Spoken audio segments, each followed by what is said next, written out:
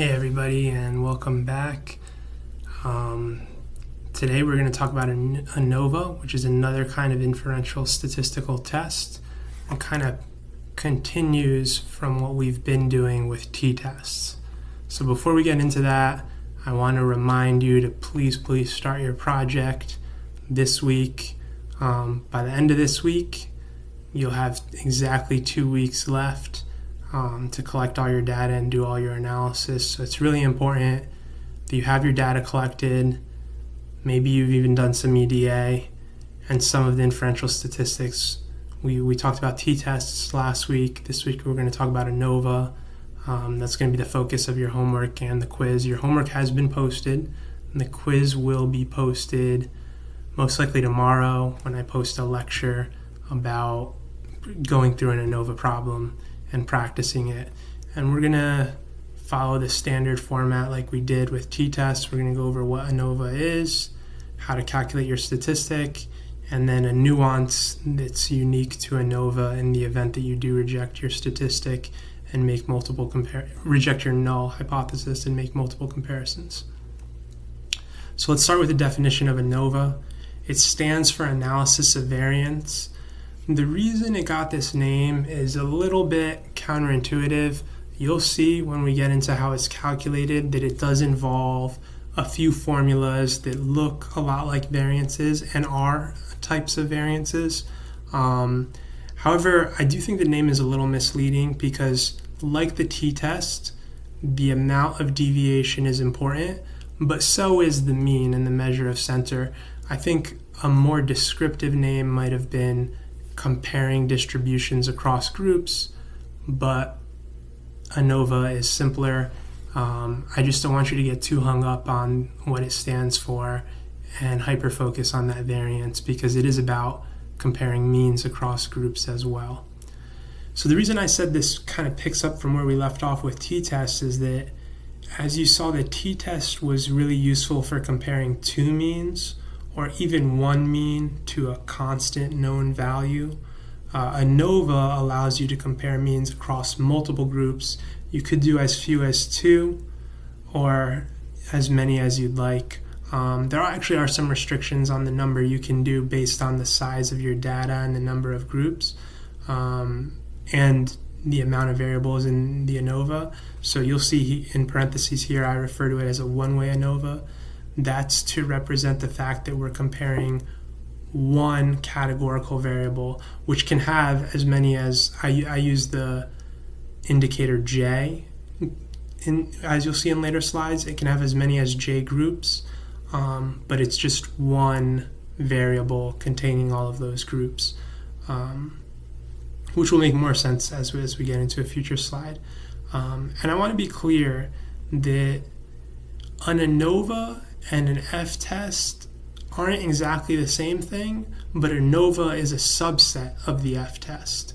I know we haven't talked about f-tests yet. We're actually not going to cover it in this course, but I want you to be aware that there is a test for testing multiple groups, multiple hypotheses at once, and it is known as the f-test, and Anova is a type of f-test.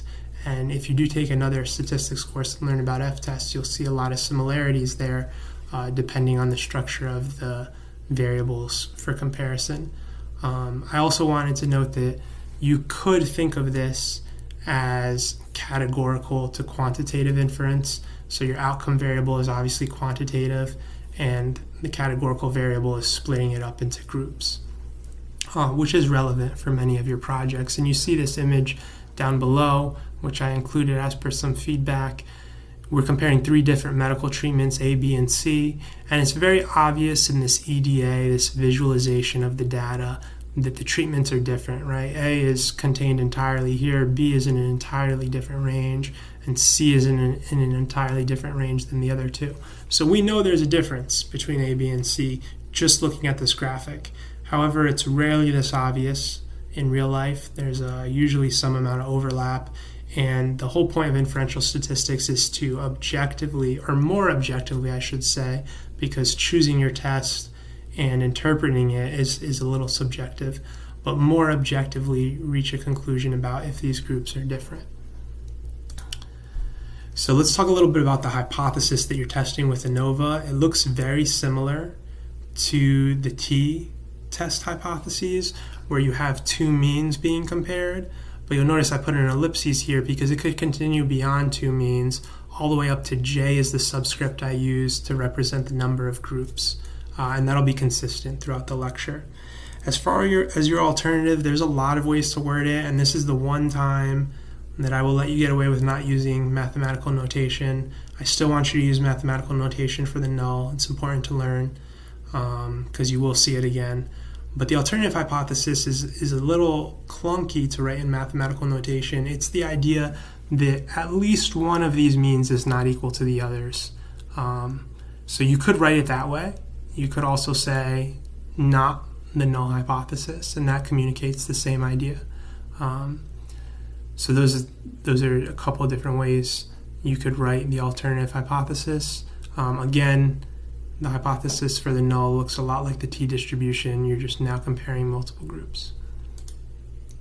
So let's talk about how this happens. I know there's a lot of mathematical notation on this slide, and it's very intimidating. I tried to keep it as simple as possible. You'll see this written in a few different ways.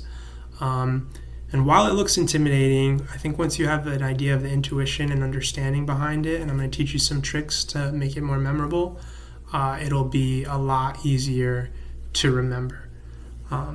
So as I mentioned before, j is the number of groups you're comparing, or the index for each group rather, and then I is the index for the number of observations within each group. So for example, on your homework, I have you guys looking at divisions within baseball, and if the number of home runs within each division is statistically significantly different.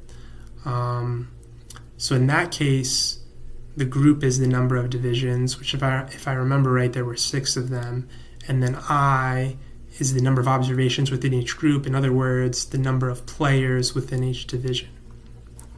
So I'm actually going to start in the middle of this image here.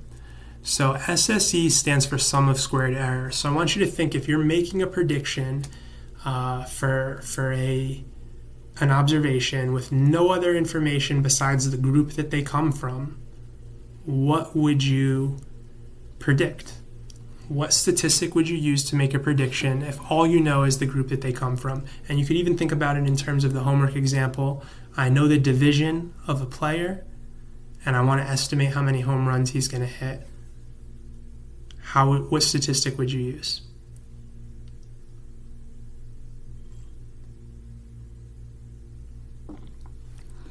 So I think there's a lot of choices. You want to pick a measure of center. You could use the median, the mode, or the mean. But probably the most common is the mean. And I think that's one way to remember the sum of squared errors, is you're taking the mean for a given group as your prediction. Now this x subscript ij, xij, represents the actual observation. Remember, I is looping through each player and j is looping through each group. So really, even though this looks like a lot of subscripts, this is just going through all my data points and subtracting the mean for their group. And then, like all sums of squares and variances, you square the difference to make it positive. You sum up all of those things, and you see two summation symbols here because one is under the I index and the other is under the j index. So how do you get your error? Well, you take your actual data point, which is represented by the xij, minus your prediction, which is represented by the mean for the group that they belong to, and that is your error. And then you square it and you sum them all up. So that's how you remember the sum of square errors. If that notation is confusing, that's okay. You don't have to think about it in terms of I and j. You could just think about it as taking all your data points, subtracting your prediction, which, as I've said, is the mean for the group that they belong to, squaring it and summing them all up. And a lot of times it's easier to think of it that way than to stare at this notation and try to decipher what it means. This is also a sum of squares up here. instead of this was sum of squares error, this is sum of squares for the group. You'll sometimes hear it referred to as sum of squares for block. I think group is a little more intuitive, so that's what I call it here. It's definitely less commonly referred to as group. You'll also hear it as people refer to as Anova as sum of squares within group and outside of the group. But I think that is pretty confusing, so I wanted to use my own notation here. Also, I think this will help you when you do learn F-tests, because sum of squares errors will show up again in an F-test. So sum of squares for group or block or whatever you want to refer to, if you think about it intuitively, right, I have J groups, and the difference here, if you look at this notation, what's going on is you take each group's mean and then you subtract the overall mean. So when the index is missing, the subscript of the index is missing, that means you've taken the mean over that index. So this is your overall mean because you've taken it over all I, all j, and this is your group mean, right, which there's j of them. So that's your sum of squares for your groups. And the sum of squares for your total is nothing but every observation minus the overall mean, which is really intuitive because it's the most granular level you can do. Here you're also doing every observation, but you're doing against the predicted mean or the group mean, but this is over the overall mean. And the reason I bring up sum of squares total is because these all sum together. And it's a little hard to see because you have to square them and sum them up to prove that algebraically. But you can kind of see it, right? Xij minus x bar j. If I were to add this, if this were negative, these two kind of cancel out. And in fact, this one is negative, so these two cancel out, right?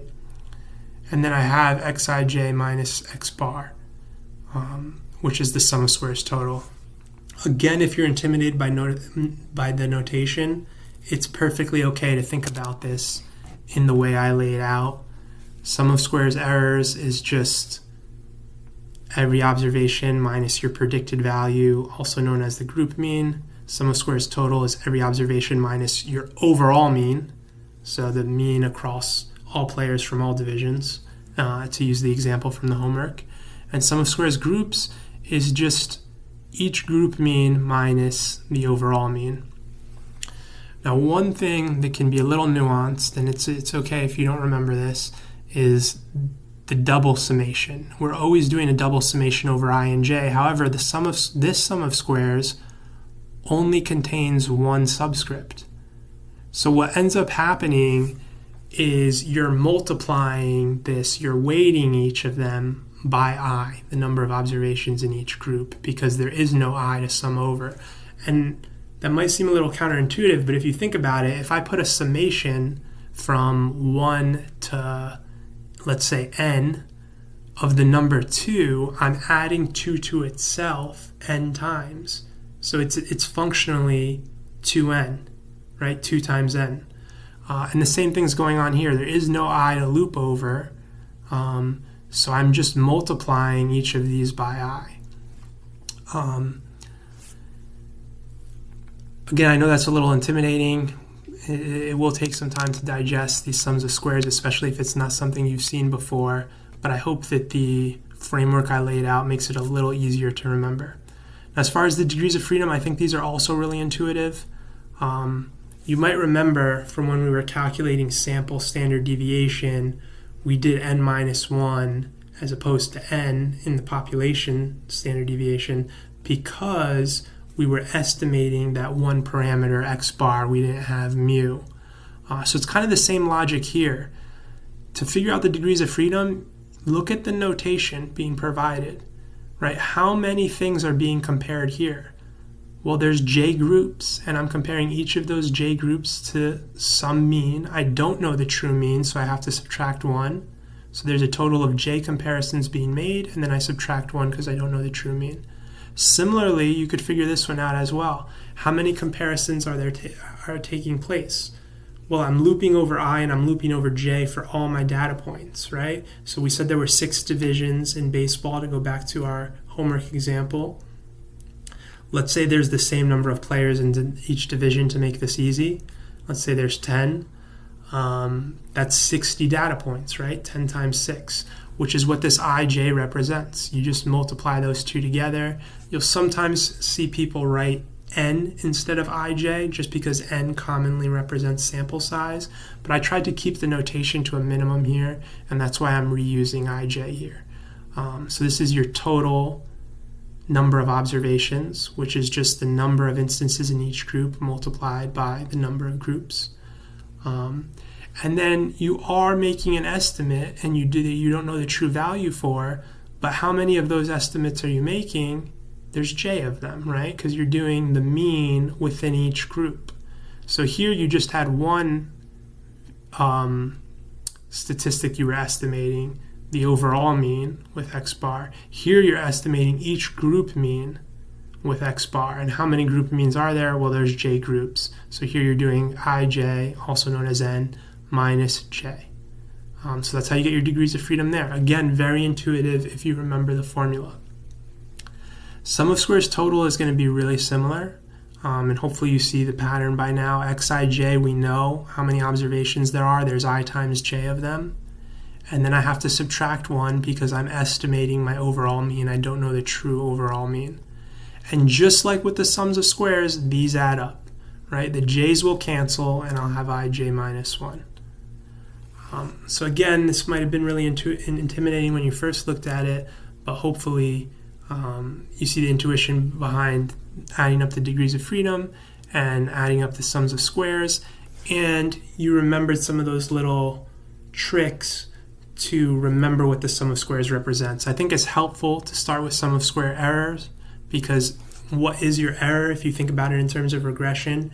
It's your actual value minus your predicted value squared. And these xij represent my actual values, and one of the better predictions I can make, if all I know is the group that someone came from, is the mean from that group, right? Sum of squares of total is similarly very easy to remember. In fact, it is the variance formula. It's every observation minus the overall mean, and this is variance, right? This is nothing but variance, sum of squares total. And I know that these two sums of squares have to add up to sum of squares total, so I can kind of reverse engineer this sum of squares. But if you think about it, and I want to estimate the variance outside of each group, now within each group, oops, sorry about that, let me flip back. Within each group is I take each group mean minus the overall mean. And you can check that if I add these two things, I will get this. And you don't even have to square it to do it, as I saw today. These two cancel out nicely, and then you get this. So, yeah, again, very intimidating. Why am I teaching you all this with the Anova table? Because this is what you will use to calculate your statistic. And that statistic follows a known distribution, which is the F distribution. You heard me say earlier in this lecture that the Anova test is nothing but a particular instance of the F test, which is like the t-test, named after the distribution that the statistic follows. So how do you calculate this? Well, all you do is take your MS group. So this is sum of squares group right here, right? This is sum of squares error right here. And this is sum of squares total, right? So you take the reason these are in orange is because these are the values that are used in calculating your F statistic. You take the mean of the sum of squares groups and the mean of the sum of squares errors. So how do you get the mean? Very simply, divide by the degrees of freedom, because that's the number.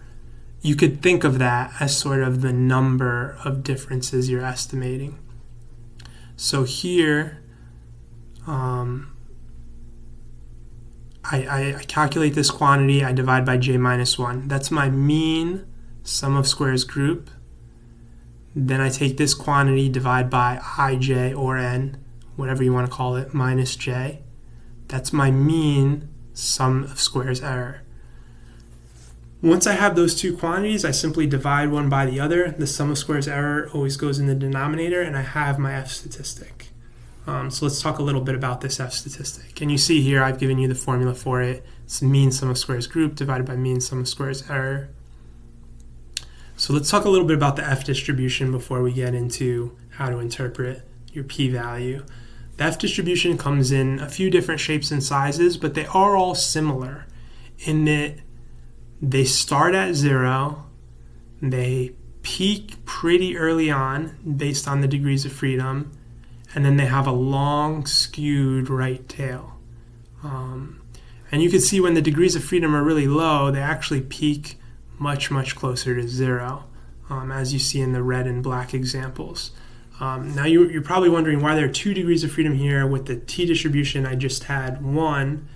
Well, the F distribution is a little different in that you're using 2 sums of squares to do this calculation. I'm sorry, I flipped through that. And you're using each of these degrees of freedom to calculate your F distribution. So you need each. There's many different types of F distributions, and you need the degrees of freedom of the numerator and the degrees of freedom of the denominator to know which one in particular you're dealing with. So this D1 just represents the degrees of freedom of the numerator. This D2 represents the degrees of freedom of the denominator. And so you can see when the degrees of freedom are relatively low, it's skewed right and peaks very close to 0. Oops, sorry about that. And as the degrees of freedom increase, it peaks a little further from 0, but it's still skewed right. And then when you get really high degrees of freedom, it shifts the distribution further from 0, not terribly far. It's centered at 1 here, and we can get more into why that's the case in more advanced courses. And it's still skewed to the right. So again, it's really important to know your degrees of freedom because that tells you which F distribution you're dealing with. And obviously, your statistic is going to have a different interpretation based on the particular F distribution you're dealing with. So the p-value in this case is always one-sided in the calculation because the F distribution is always positive. And because these are sums of squares, your numerator is always positive and your denominator is always positive. So a positive divided by a positive is going to give you, a non-negative divided by a non-negative, because you could get 0, is going to give you another non-negative number. In fact, under the null, you assume the F distribution is centered at 0. That's just an interesting side note that you don't need to remember. But because this is one-sided, what you're going to do is you're going to calculate your F statistic. So let's just say, for example, you took your sum of squares groups divided by the number of groups minus 1, took your sum of squares error divided by the number of observations minus the number of groups, then took the ratio of those 2 results, also known as mean squared group and mean squared error, and you got an F statistic of 2. Well, what does that mean? Again, it depends on your degrees of freedom. So let's say we're dealing with the first distribution, which are very similar, the first 2, the red and the black. So we'll say we're dealing with one of those 2 because there's not a huge difference between the 2. You calculate all the area to the right. So you go all the way out, and it goes out to infinity, and you calculate the area underneath the curve for those 2 F. For those, well, in this case I'm saying 2 because it's red and black, but for the F distribution, so all values greater than or equal to the statistic you calculated 2. However, if you had a larger degrees of freedom, your calculation would look very different, right? So here, where I have 5 degrees of freedom in the numerator and 2 in the denominator, right, I'm going to get a different p-value. It's going to be greater because it's larger than the red and the black. However, if I have a really large degree of freedom in both the numerator and the denominator, I get a smaller p-value. So again, this is emphasizing the importance of knowing your degrees of freedom and knowing your distribution to calculate the appropriate p-value. And in the past, people would look this up in tables. Now you have statistical software where you give it an F distribution. You specify the degrees of freedom, of course, of the numerator and denominator. You tell it the F statistic, and it'll give you the right tail. So you don't have to look it up in a table like in the past. This F star over here, just what I mean by that is this is the F you calculated. So the probability of the F distribution being greater than the F you calculated is the right tail. You just take the area under the curve for all values greater than or equal to the F you calculated. So kind of a similar logic to the T statistic, except as I mentioned, it's always one-sided. So now I want to ask you, let's say you do all this, all right? You do this calculation, take your sum of squares group, you divide by your degrees of freedom, your sum of squared error divided by its degrees of freedom, take the ratio of those two things to get your F statistic, you calculate the probability, and you get something less than 0.05, your traditional alpha for no real good reason, or no real great reason, I should say. What do you do if you reject the null? And I want you to think about that in the context of the homework problem. So there are 6 divisions in baseball. We want to know if the number of home runs, the mean number of home runs, is significantly different within each division of baseball. So I do this, I calculate an F statistic.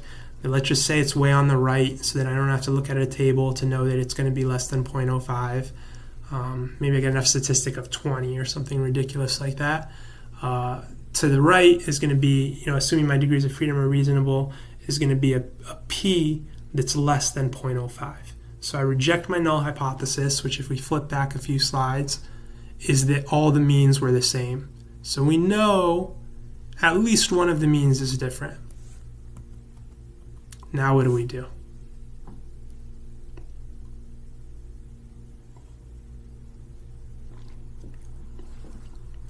So the next logical follow-up is, if you think about it in the context of homework, is, well, which of the means is different? Like, okay, at least one of the divisions is not equal to the rest, but which division, how many are different, right? So this is where you want to identify more specifically which groups are different.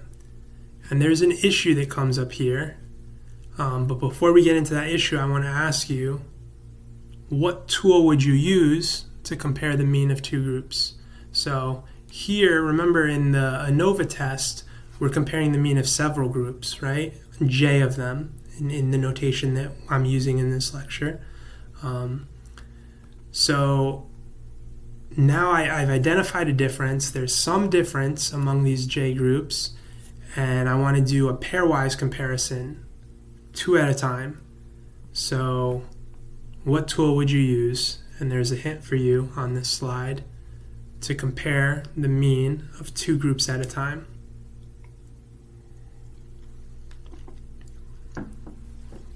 And hopefully you answered a t-test, right? T-test is perfect for comparing the mean of 2 groups. The whole reason we're learning Anova is because it's for comparing the mean of multiple groups. So now we would revert back to the t-test to get more specific about which groups have that difference. However, there's an issue here. And I want you to think for a minute what the issue might be with multiple comparisons. And this is a hard question to realize on your own. So I'm going to give you a little bit of a hint. I want you to think about type 1 error, which we talked about briefly as alpha.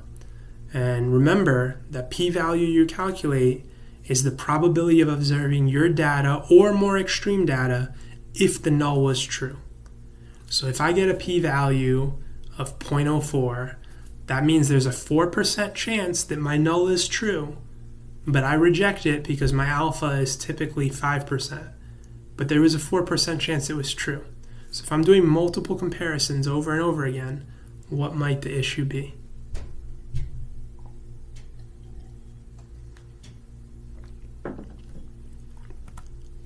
So this is a comic strip from XKCD. I hope you guys can read it. I've used them before in class. And if you can't read it, all the panes are the same. It says, we found no link between some color jelly bean and acne. And they go through a bunch of different colors: red, turquoise, magenta, yellow, so forth and so on. And they keep saying there's no link. And then at the end, a news article is published that says green jelly beans are linked to acne. With 95% confidence, there's only a 5% chance this is a coincidence. Do you see the issue here?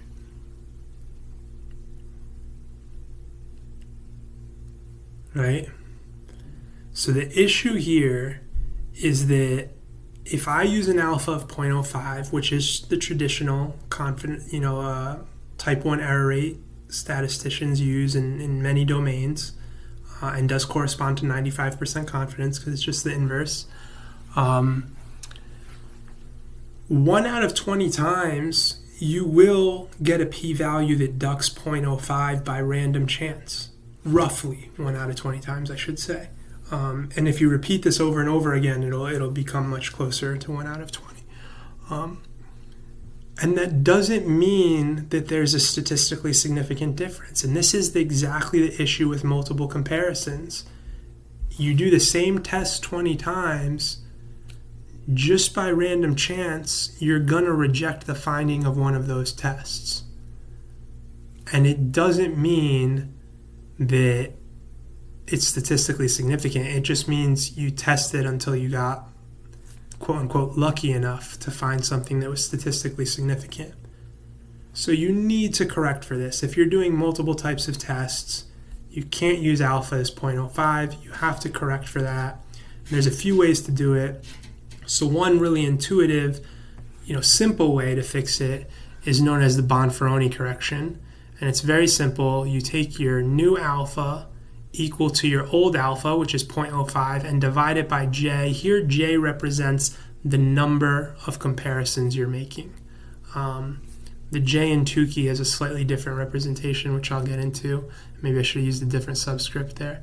But so you just take 0.05. In the case of the homework problem, there's 6 groups that I'm comparing. If I were to do pairwise, 2 at a time comparisons among all combinations, right? Well, 6 choose 2 is, I just have to do this arithmetic in my head. My numerator is going to be 30 and my denominator is going to be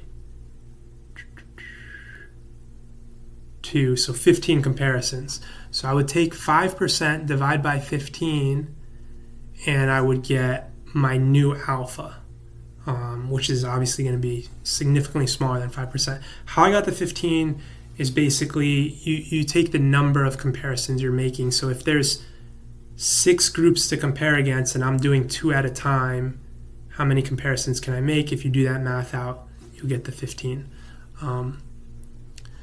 This approach is very simple to understand, right? You're just making your alpha smaller by a factor of the number of comparisons you're making.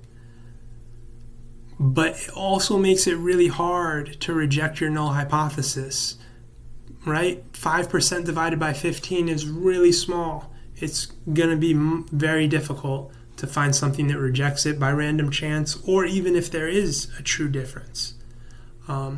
So there's a better comparison known as Tukey.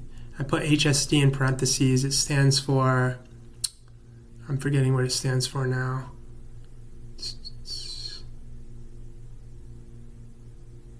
Just Google this real quick because it is an intuitive name. Honestly significant difference. So Tukey, honestly significant difference, right? Because as you saw in this XKCD comic, this is not an honestly significant difference, right? You did way too many comparisons without accounting for that. So the way you handle multiple comparisons with Tukey is you take your t statistic in terms of absolute value and you compare it to this other distribution, which I'm just going to represent with this letter Q for now. You don't need to know this other distribution. In fact, I don't know what it is. Unless you're working with this kind of data, you typically just look up its value. And it also has 2 parameters, just like the F distribution has 2 degrees of freedom. This has 2 parameters. This J represents the number of groups, the J that we're used to, unlike this J, which is the number of comparisons. And then the number of observations in each group minus 1 times the number of groups minus 1, and then at the specified alpha level. And if your t is bigger than that value, you would reject the null. This approach, Tukey's honestly significant difference, is much more powerful than Bonferroni. It's also slightly more complicated to calculate, right? You have to look up this Q distribution, which very few people know. But you could find it pretty quickly in statistical software once you understand how to do it with these two parameters that we discussed. Specify the alpha level. It'll tell you the critical value which you need to be greater than in order to reject the null. So this is a much more powerful way to identify differences when you're doing multiple comparisons. This is a much simpler but weaker approach. And I wanted to share both of them with you because I think Bonferroni is very intuitive to understand. But Tukey is going to be more helpful and more powerful in detecting actual differences. So that's all the material I wanted to cover for today. Tomorrow we're going to do a practice problem of Anova, and your homework is going to be doing an Anova calculation from scratch. And I'm going to warn you right now, do not use ChatGPT. There is information on the internet on Anova tests that is incorrect. You are very likely to get the wrong answer, and I will know if that wrong answer is due to you using ChatGPT. And like I said, I don't want to report anyone for that, so don't use ChatGPT on the quiz. You're going to get the wrong answer, and worse than that, I'll know that you used ChatGPT. So yeah, like I said, tomorrow we'll practice this, but thank you for your time today. I'm looking forward to doing a practice question with you tomorrow.